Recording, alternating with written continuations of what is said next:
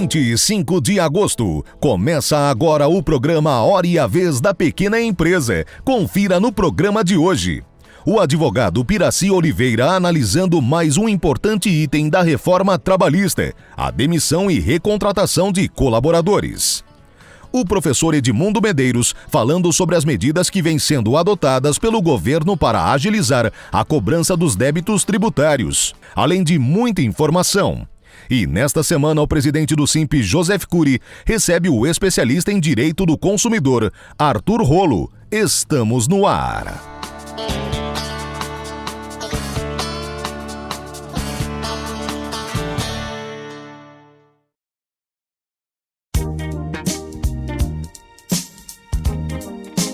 Simp, 30 anos ao lado da micro e pequena indústria. Olá! 10 meses de reforma trabalhista, 10 meses de uma nova CLT. Muito bem, consolidado o entendimento acerca das novas regras, chamo a atenção nesse programa para um assunto bastante relevante e que tem surgido, que tem originado muitas questões, que é a possibilidade de demissão e de recontratação de colaboradores num regime de contrato intermitente, ou MEI, ou PJ. Vamos a elas. Muito bem.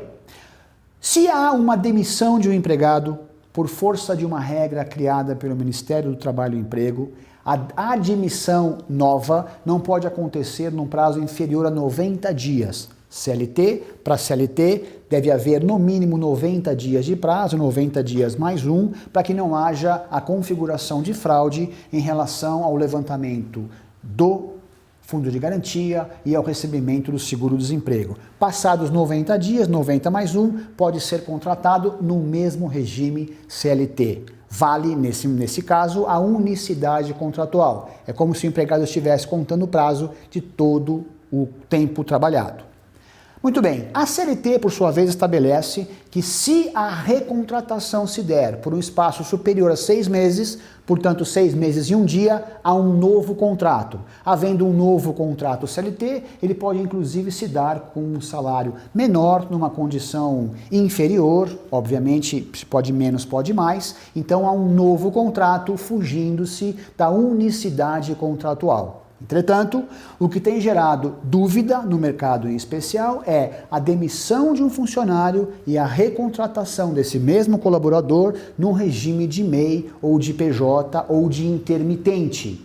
Para esses casos, a quarentena a ser observada é de 18 meses.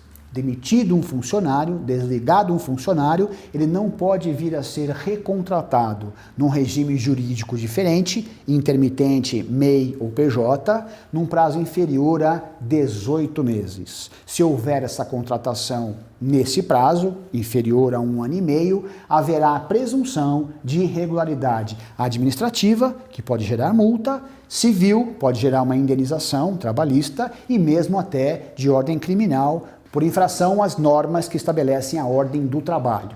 Portanto, 3 são os prazos em resumo: 90 dias mais um para que não haja fraude do fundo de garantia, 6 meses para que haja outro contrato de trabalho ou 18 meses se a configuração se der como pessoa jurídica ou no contrato intermitente. Essas são as regras que vigem hoje em dia e as regras que o mercado está aprendendo a operacionalizar. No próximo programa, voltaremos com esse tema numa outra vertente. Até lá!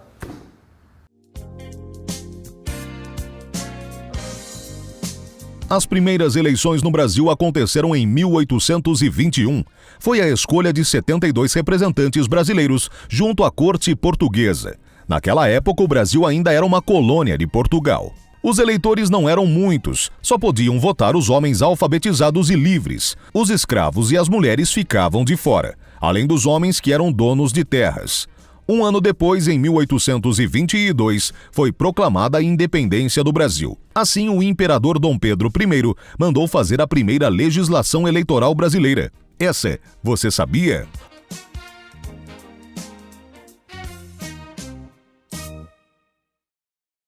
A cobrança de débitos tributários tem passado por um constante processo de modernização.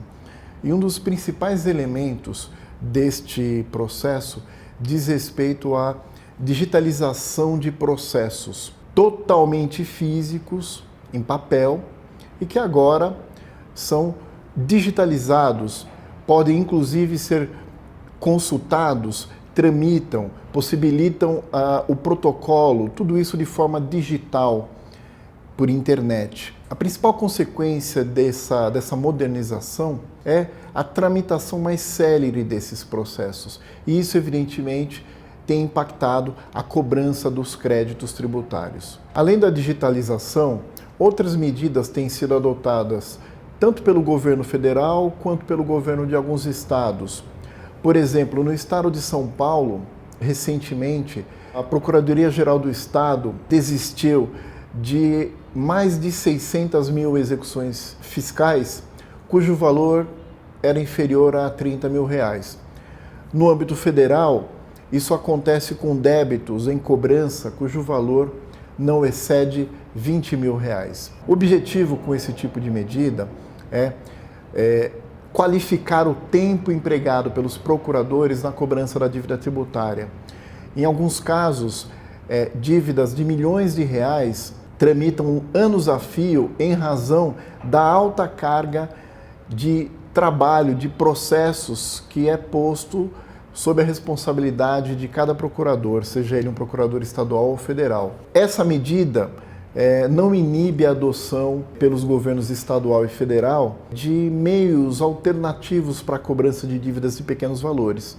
É por essa razão que tem crescido o número de dívidas protestadas, tanto no âmbito estadual quanto no âmbito federal. Adotar esse tipo de medida, os governos estadual, federal e até mesmo municipal atingem diretamente o crédito que o contribuinte devedor possui no mercado, na medida em que valores até pequenos, são levados a conhecimento público por meio dos protestos ou do apontamento em órgãos de crédito como o próprio Serasa. Sendo assim, as empresas devem estar atentas a essa dupla realidade. Por um lado, a possibilidade de que cobrança de dívidas tributárias ganhe maior celeridade. Por outro lado, dívidas que eventualmente não estejam sendo cobradas sejam levadas a protesto. E isso vem ocorrendo em todas as esferas, nas esferas estadual, municipal e federal.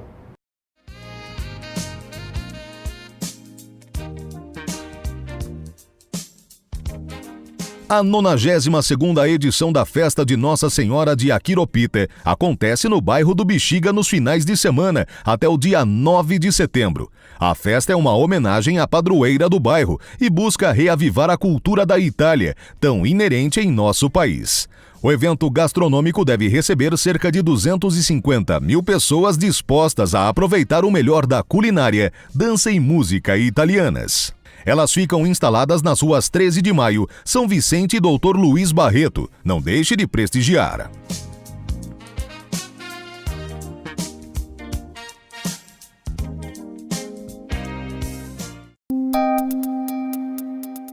Entrevista da semana. Você sabia que você é sempre consumidor? Tudo que você compra, você vende, você tem o direito da legislação de defesa do consumidor. Exatamente para falar sobre isso, o nosso convidado de hoje é o professor Dr. Arthur Rolo, que foi secretário nacional do consumidor, um órgão vinculado ao Ministério da Justiça. É um prazer tê-lo conosco. Prazer é todo meu, Cury. Nos explica um pouquinho o que você fazia lá. Bom, a Secretaria Nacional do Consumidor, Cury, é o órgão no âmbito nacional encarregado da Política Nacional das Relações de Consumo. O que é essa Política Nacional das Relações de Consumo? Conjunto de ações que o Estado vai desenvolver para proteger o consumidor nas relações de consumo. A relação de consumo é uma relação desigual. O fornecedor dita as regras do jogo e o consumidor ou aceita essas regras ou deixa de atender uma necessidade sua. Então, o Código brasileiro é um código de defesa do consumidor e a gente tem órgãos aqui no Brasil encarregados da defesa do Consumidor. Essa secretaria, ela articula o trabalho dos PROCONs. Todo mundo conhece o PROCON e a Secretaria Nacional é menos conhecida, mas ela articula o trabalho dos PROCONs no âmbito do Brasil. Todos os programas do PROCON estavam subordinados à sua gestão na secretaria, a nível de macropolíticas. Na verdade, tem uma divisão de atribuições, né? Todos os órgãos de defesa do consumidor, cada qual tem a sua atribuição nos seus âmbitos territoriais. Então, a gente tem, por exemplo, PROCON municipal. No âmbito do município, o PROCON municipal ele tem o que a gente chama de poder de polícia, aquele poder de fiscalização. No âmbito estadual, nós temos os PROCONs também, fiscalizam o Estado. Quando a questão é de âmbito nacional, ou abrange vários estados, aí entra a Secretaria Nacional do Consumidor, que tem um órgão que é o Departamento de Proteção e Defesa do Consumidor. Bem, lá com certeza o tema telefonia estava em pauta. Com certeza, dos mais reclamados, isso há anos, né? Se a gente olhar aquele cadastro de reclamações fundamentadas, que são as reclamações feitas anualmente pelos consumidores, a gente vai ver que, geralmente, telefonia está em primeiro lugar, né? Banco é bastante reclamado, embora os bancos hoje eles tenham uma autorregulação que tenha melhorado muito a questão dos bancos, mas aqui no Brasil ainda nós temos a taxa de juros mais alta do mundo, né? O spread bancário brasileiro é o mais alto do mundo. Então, o banco é um serviço ainda bastante reclamado. Aí nós temos energia elétrica, concessionárias de água, né? E temos também internet, esses serviços regulados no geral, plano de saúde, empresas aéreas, empresas de transporte terrestre, todos esses serviços regulados, o próprio Estado ele é o que mais enseja reclamações nesses serviços regulados. Infelizmente, esses serviços regulados são serviços que são importantes para a população e por isso eles são serviços públicos. Eles deveriam primar pela excelência, mas infelizmente não é o que a gente vê na prática. Vamos explicitar um pouquinho, só para que todos que estão conosco possam entender a profundidade disso. Vamos começar com o sigilo das informações. Existe sigilo de informação hoje?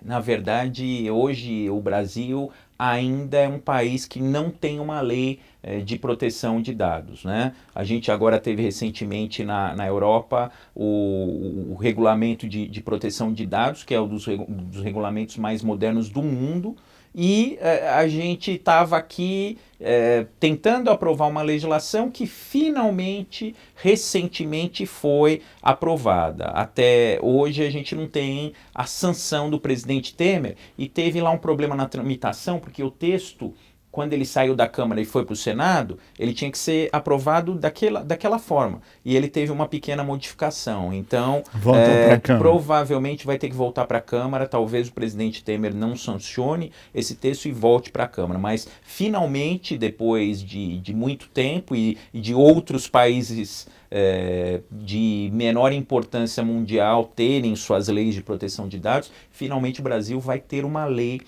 de proteção de dados. E essa questão dos dados aí, a gente não faz ideia, né? Mas hoje em dia todo mundo tem um smartphone, baixa um aplicativo no smartphone, quase ninguém lê aquela política de dados, de adesão. Normalmente, quando o aplicativo é gratuito, ele não é gratuito. Você, em troca daquele aplicativo, daquele joguinho, você abre mão da sua privacidade, abre mão dos seus dados. Ali, por mecanismos do próprio celular, normalmente conjugado com o Facebook, com algum buscador, a publicidade vai começar a ser direcionada para você. Em troca da utilização daquele aplicativo, você vai permitir receber publicidade que vai ser direcionada conforme o seu perfil de usuário. E hoje, onde a gente vai, as nossas informações estão sendo exploradas. Por exemplo, vai a um prédio. Hoje, para entrar no prédio, tem que colocar lá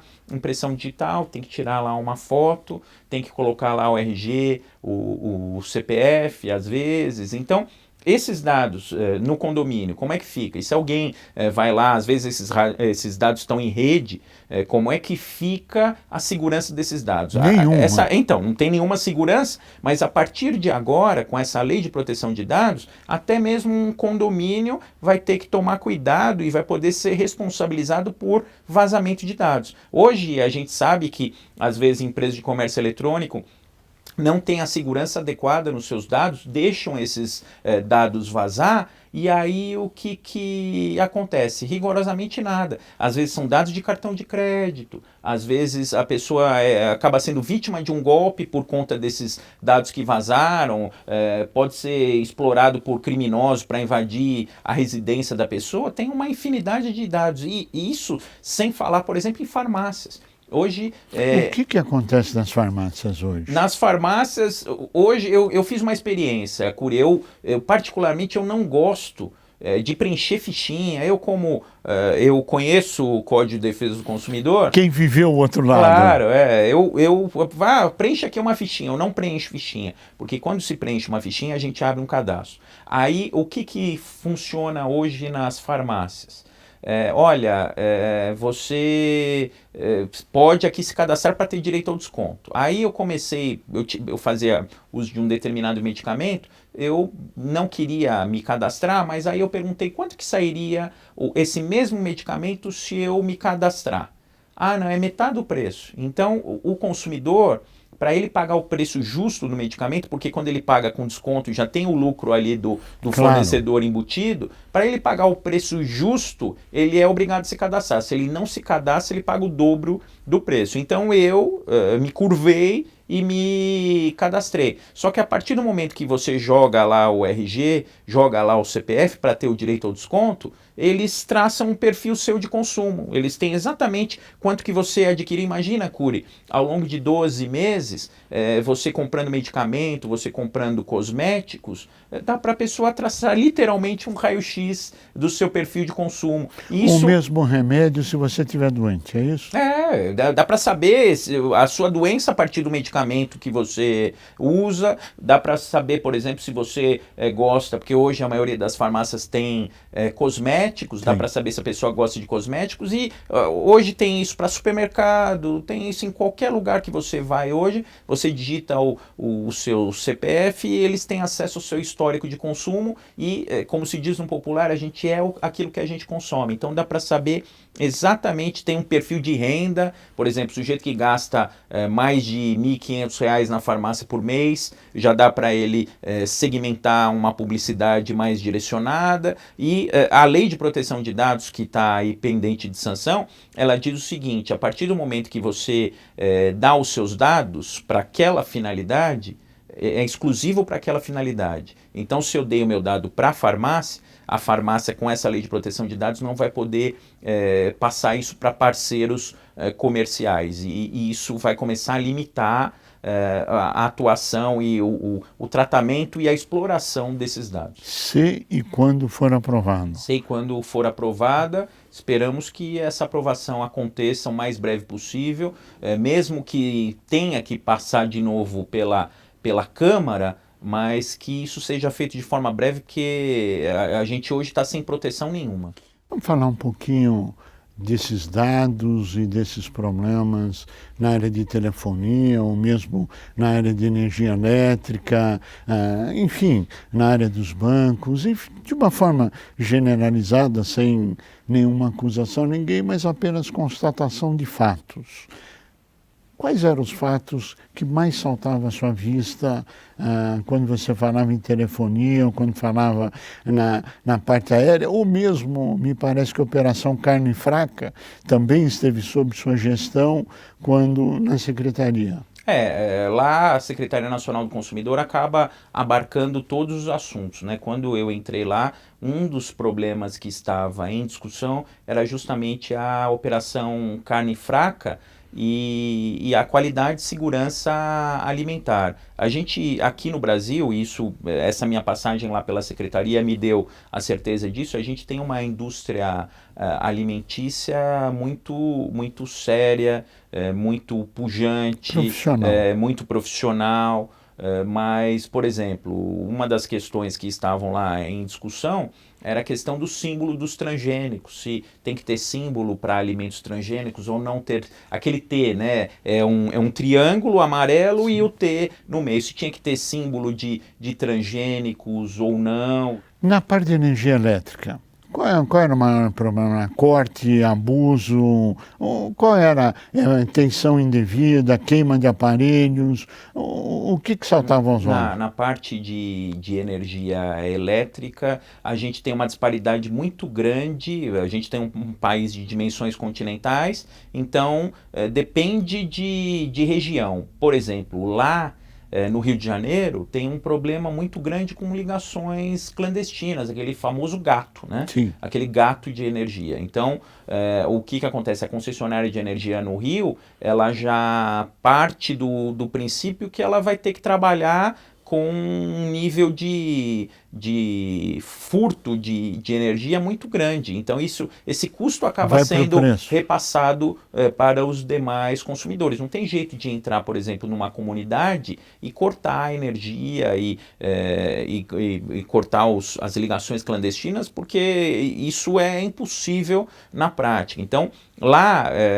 as concessionárias, elas têm um termo de confissão, elas fazem o consumidor, quando elas constatam uma ligação clandestina de energia, elas fazem o consumidor confessar uma dívida pretérita. Então, o sujeito, para ter a ligação feita de forma correta, ele tem que confessar lá uma dívida de 7, de 8 mil reais. Esse era um problema muito grande no Rio de Janeiro. Aqui no Sudeste tem um problema grande da questão da queima de aparelhos, né? Principalmente aí naquele período de chuvas, um problema muito grande de ligação de aparelho. Tem, no geral, no Brasil, tem um problema de cobranças indevidas. Então, varia de região para região, mas energia elétrica é um serviço demandado, sim, e o grande problema da energia elétrica, por exemplo, a gente tem o site da Secretaria Nacional do Consumidor, que é o www.consumidor.gov.br. Uma coisa que me impressionou nessa minha atuação lá na Secretaria Nacional do Consumidor, que a gente queria fazer com que as concessionárias de energia viessem para esse site para resolver os problemas dos consumidores, e elas infelizmente não vieram. Ou seja, existe um conflito entre as secretarias e as agências reguladoras? Tem um conflito entre as secretarias e as agências reguladoras, porque cada agência reguladora quer ter o seu próprio site de reclamação, e tem o conflito das concessionárias com as agências reguladoras também, porque elas não querem aderir à plataforma oficial do governo federal, que é o consumidor.gov.br. Arthur Rollo, nós agradecemos muito a sua participação. Eu pediria suas considerações finais. Eu queria agradecer aqui a oportunidade de estar no seu programa, Cury, e dizer o seguinte: todos nós somos consumidores e vale a pena conhecer os direitos dos consumidores. Nós temos vários sites com direitos dos consumidores para vocês pesquisarem. E dá uma olhadinha lá no consumidor.gov.br, que vale a pena quando tiver alguma reclamação. A você que esteve conosco, o nosso mais profundo agradecimento. Com a certeza que estaremos juntos na semana que vem. Até lá!